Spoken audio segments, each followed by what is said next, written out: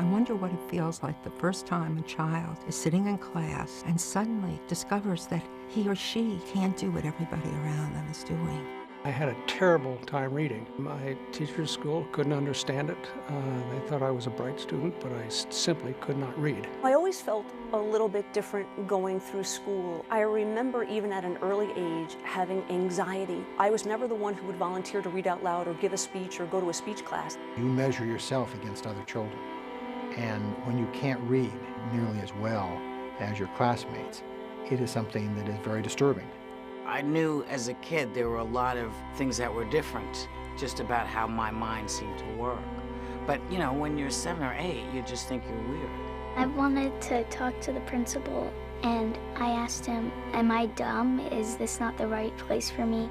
I discovered my youngest son, and I shared the same problem. And he was then in 2nd grade, and I was about 40. I was 34 years old. And I was dating a teacher, and I was trying to read the paper, and I was having great difficulty reading because I don't read well. And she finally said, "You're dyslexic."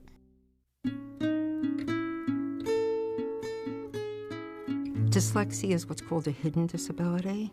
So you don't see any signs. The children seem to be and are bright in every other way. What happens is on the page, there's so many words. And then it's black and white, so everything's just swirling around and I can hardly keep track. I see a bunch of foreign code, and so I have to go through each word to decode it and turn it into sound in your mind. And then, of course, that gives meaning.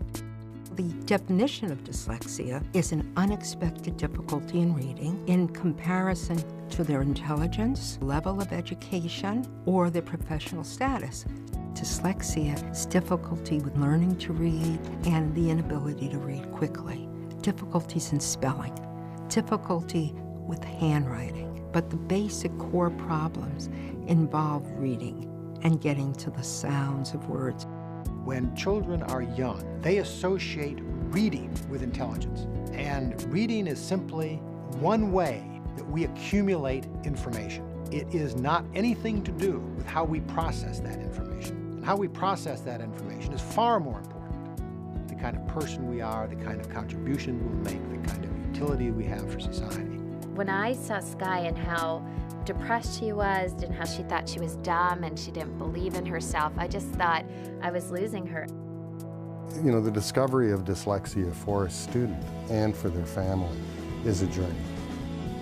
It begins usually with a caring teacher who says something like, "I think I see a problem," and directs the parent to assessment. The truth is, parents can catch a lot of things, but you really don't know it until you're in school because the teacher can watch you progress on a daily basis. And if someone you discover may be dyslexic, you go, oh, okay. You and we got a journey. What we now know is you can be quite intelligent and still read very slowly. And in fact, is if you look at the top tier of any profession, writers, people in cinema, physicians, Nobel laureates, attorneys, people in business and finance, there's a disproportionately high number of people who are dyslexic. People who are dyslexic are not going to be your sequential, very literal thinkers. They're going to be the out-of-the-box thinkers.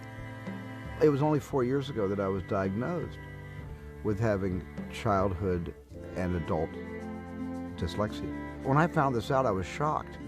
But when it was really proven to me that I actually had suffered from this my entire life, I was so relieved because all those years of terror, standing up and reciting and going to the blackboard and spelling things, it was incredible the amount of relief I felt. And then I got angry. You know, why did I have to spend so many years not knowing about myself? Why couldn't somebody have brought my parents and I into the fold of knowledge back when they could have done something about it? One of the things that is unfortunate with children in public schools is that because you have one teacher trying to organize a classroom with 35 students, you might even realize that that student is probably dyslexic. That student might also be dyslexic. But you simply, in the course of your day, are not able to give them the accommodations that they need. And I think there's nothing more heartbreaking than that. The biggest normal accommodation for a dyslexic is time. And given extra time, they can produce so much more. But this is one of the biggest things that we fight at the moment, is trying to increase the understanding by people that the extra time is not an extra advantage. It's just necessary. You need schools like Westmark, private independent schools that not only understand what dyslexic students need, but are able to give it to them. One of the big pluses that I always say whenever somebody asks me about Westmark is they have small classes so that the teacher really helps you in class on the specific thing you need help on. We had one little boy.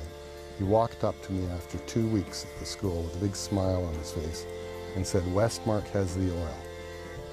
And I said, "Alex, what do you mean Westmark has the oil?" And he said, "Well, inside my head I have all these gears, and at my other school they were rusted and stuck." And he said, "Westmark has provided the oil and everything's working."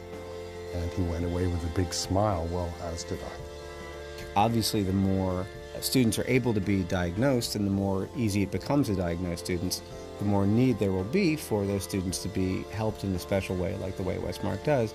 So hopefully more schools like our school will pop up. It can't be too soon, in my opinion.